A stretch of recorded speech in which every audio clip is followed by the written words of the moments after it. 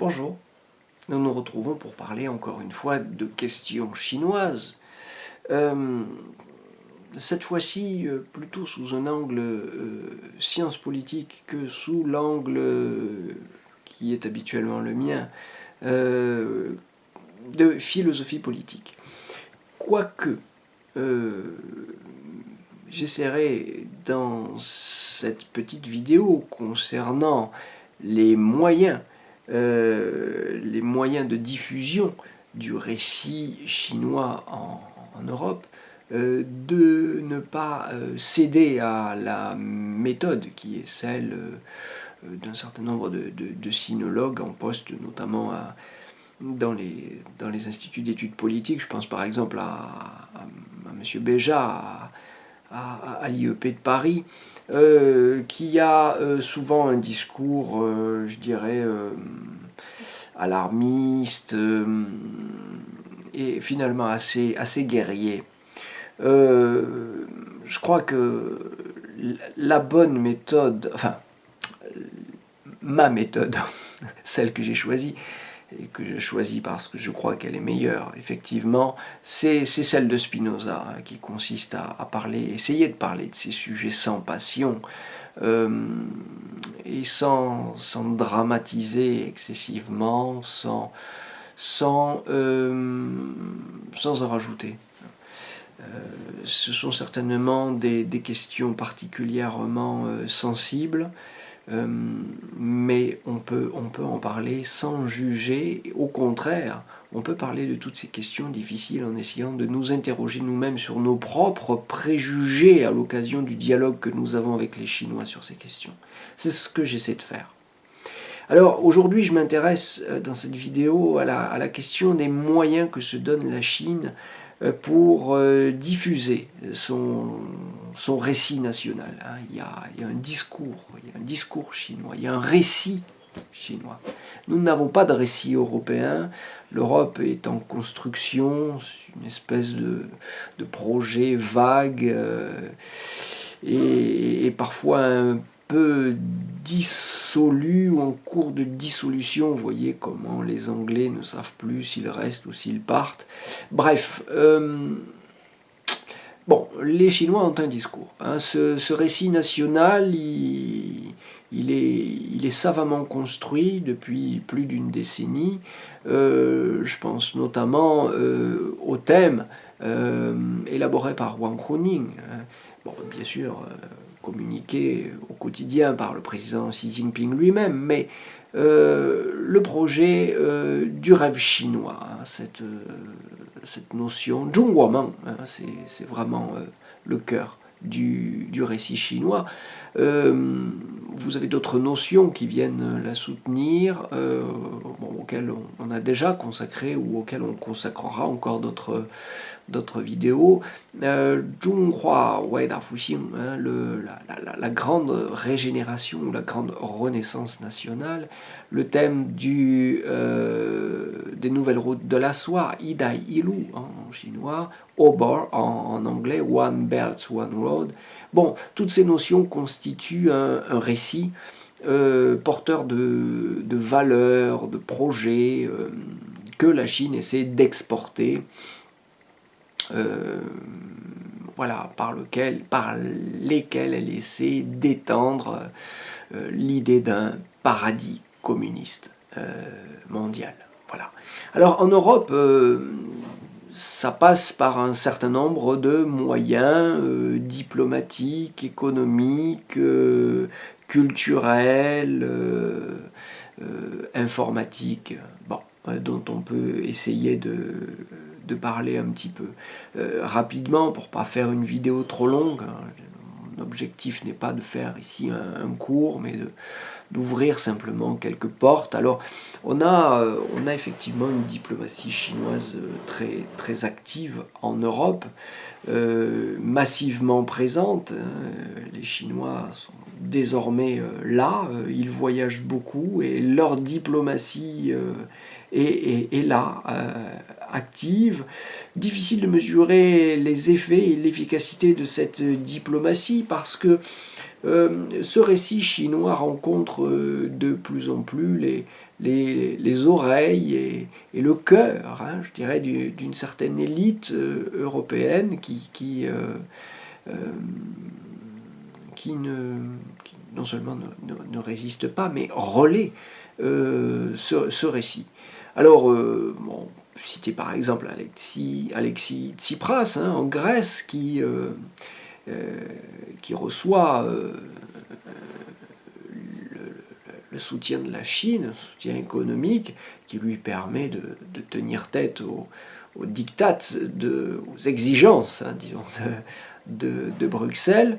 Mais bon, parmi les politiques à la retraite et qui continuent, grâce au dialogue avec la Chine, leur carrière politique par d'autres moyens, si je puis dire. Vous avez par exemple des hommes comme Jean-Pierre Raffarin, ou en Angleterre, James Cameron, qui, je crois, est désormais directeur d'un fonds d'investissement privé franco-chinois autour des nouvelles routes de la soie. Donc, voilà, on a un vrai dialogue. Bon, un dialogue qui est fait de crainte, hein, chez certains, mais de curiosité et de coopération chez d'autres. Alors, je pense à la crainte, notamment d'un certain nombre d'universitaires. Je citais Béja, un professeur à l'IEP de Paris, et d'autres universitaires, hein, économistes, etc., qui s'alarment des projets chinois, des investissements chinois en Europe, peut-être avec raison, je suis pas là pour en juger, mais il y a de vrais échanges, hein, qui deviennent vraiment un sujet de préoccupation, je dirais, quasi quotidien, et des think tanks, hein, qui sont parfois même financés par la Chine, hein, ce qui évidemment pose la question de leur conclusions, hein, de la validité et du sens des conclusions que ces think tanks proposent aux décideurs politiques. Tout ça est très intéressant. Alors parmi les think tanks financés par la Chine, pensez par exemple à China EU, EU, hein, comme Europe, hein, enfin l'abrégé de Europe. Ce think tank est effectivement financé par la Chine. Think tank européen, bien sûr. Alors on a des moyens de séduction économique, hein. On a à l'est comme à l'ouest de l'Europe des discussions plus ou moins explicites. Les Chinois sont très forts pour orienter les négociations sans brutalité, mais néanmoins avec beaucoup de fermeté. Si vous voulez, le cœur du contrat, c'est l'échange entre des promesses d'investissement, donc avec création d'emplois à la clé, et en face, la discrétion, la réserve, hein, des pays qui recevraient cette aide, ces investissements, réserve, discrétion, en ce qui concerne les intérêts stratégiques, les intérêts géopolitiques, hein, de la Chine, notamment sur les questions du Tibet ou de Taïwan, du conflit en Chine méridionale, etc. Voilà, alors un certain nombre de pays européens ont accentué ce dialogue diplomatico-économique avec la Chine en utilisant du moyen des visas dorés, hein. Alors les visas dorés, c'est effectivement un moyen européen qui sert à offrir des visas, hein. Il s'agit d'offrir des visas en échange d'investissements. Ce sont des visas très particuliers qui sont faits pour séduire des investisseurs. Bon, en Europe, en 2015, en ce qui concerne les visas dorés adressés ou au profit des Chinois. Il s'agissait d'au moins un pays sur deux, selon François Godement. Il s'agit pour donner quelques chiffres qui peuvent éclairer un petit peu le débat, de 6500 candidatures pour la Hongrie, par exemple, ce qui revient à un bénéfice de 2 milliards d'euros. C'est pas rien pour un pays de cette taille. Si on prend l'exemple du Portugal, la même année de 2015, ça représente 1 milliard d'euros d'investissement, et des investissements qui sont allés exponentiellement dans les années suivantes, puisqu'en 2017, on était passé, par exemple, pour le Portugal, à 2,7 milliards. Donc, c'est pas négligeable. En échange de ces investissements, insistons donc une réserve, une discrétion, une communication, disons, complaisante à l'égard de la Chine, de l'image qu'elle veut donner d'elle-même à l'international. Silence sur les questions des droits de l'homme, du Tibet, de Taïwan. Bon, sinon représailles. Sinon représailles comme l'ont expérimenté par exemple la Lituanie, l'Irlande ou la ville de Milan, qui ont offert un accueil, disons, privilégié au Dalai Lama par exemple. Et puis une attitude assez significative à l'égard des pays qui, ayant fauté en termes de communication sur l'image de la Chine, auraient finalement choisi de se repentir. Ce qui a par exemple été le cas de la République tchèque,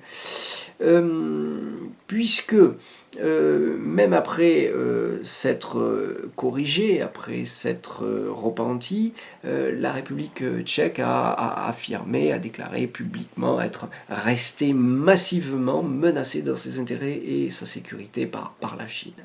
Ce qui est une manière assez ferme pour la Chine d'envoyer le message que, si vous voulez, mieux vaut prévenir que guérir. Bon, il y a d'autres moyens. Il y a d'autres moyens de diffuser cette image de la Chine, des moyens plus doux, à côté de ces pressions économiques et diplomatiques assez fermes et directes. Le soft power dans le domaine de l'éducation et des médias, ça c'est quelque chose qui s'est beaucoup développé. Plus de 170 instituts Confucius sur le sol européen, très actifs, jusque dans les universités, ce qui n'est pas le cas des instituts Goethe, par exemple. Donc une certaine force d'action, je ne dirais pas intrusion et une menace, mais tout de même une politique assez offensive en termes de communication, rachat de parts, par exemple, dans des entreprises culturelles telles que Radio Classique, ou des clubs de foot. Voilà, investissement de plus en plus important dans les clubs de foot, où les Chinois deviennent visibles. Vous avez une chaîne qui communique massivement sur YouTube, CGTN, China Global Television Network, l'ex-CCTV, qui fait des émissions de très bonne qualité, des produits culturellement bien finis, et qui procède aussi à des échanges de journalistes avec des journalistes du monde entier qui veulent bien montrer qu'ils comprennent les codes du journalisme à la chinoise, qui n'était évidemment pas du tout le même que celui du journalisme des démocraties libérales. Alors ça exclut évidemment la coopération avec les journalistes de certains médias tels que Le Monde ou Deutsche Welle, certains journaux français ou allemands qui auraient une position très ferme à l'égard des valeurs du journalisme à l'occidental, hein, voilà, qui ne sont pas compatibles avec les codes du journalisme chinois. Bon, vous avez des moyens culturels classiques, hein, qui sont ceux du soft power traditionnel, tels que le cinéma. En 2016, vous avez cette grande fresque chinoise sur la Grande Muraille. En 2017, Wolf Warriors 2. Voilà. Et parfois, à côté de ce soft power très agréable, très distrayant, des méthodes plus offensives et qui donnent lieu à des polémiques. Alors, c'est ce qu'on a vu par exemple à l'université de Cambridge avec une tentative de censure chinoise sur 300 articles d'une encyclopédie de Cambridge consacrée à la Chine qui s'appelle The China Quarterly. Donc, cette menace de censure n'a pas abouti, hein, c'est-à-dire qu'il n'y a pas eu de censure effective, mais l'affaire a tout de même fait grand bruit, et ce n'est pas une anecdote insignifiante. Bon, évidemment, il y a aussi toute la question de la censure sur Yahoo, sur Google, toute la question de la contrôle du contrôle du cyberespace, dans lequel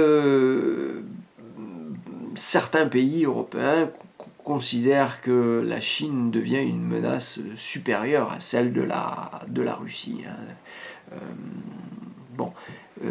Je pense notamment à ce qu'a communiqué là-dessus le ministère des Affaires étrangères italien en 2016, aux communications des gouvernements espagnols, portugais, aux communications du gouvernement suédois depuis 2009, à la Finlande, au Danemark, à l'Estonie. Voilà, et même à l'Allemagne, hein, qui considère que la Chine est la deuxième menace, hein, dans le cyberespace après la Russie. Là, on est sur un vrai problème de communication, parce qu'on est sur un problème de conception même, là, sur la conception même du sens de l'Internet, qui est pour nous en Occident inséparablement lié à la question de la liberté. La liberté d'expression, le partage des savoirs, alors qu'en Chine, c'est d'abord une question de sécurité, hein. Voilà, j'ai expliqué dans d'autres vidéos, et je vous y renvoie, que la priorité, la préoccupation principale d'un gouvernement de type absolutiste, c'est la sécurité. Donc relisons Hobbes, relisons le Léviathan, relisons Marx, et peut-être que nous pourrons un peu mieux comprendre les Chinois. Voilà, je m'arrête là pour cette vidéo qui est peut-être déjà un peu trop longue, et je vous donne rendez-vous pour de nouvelles considérations sur la Chine d'hier et d'aujourd'hui. À très bientôt. Bonne fin de week-end ou bonne soirée, bonne journée. À très bientôt.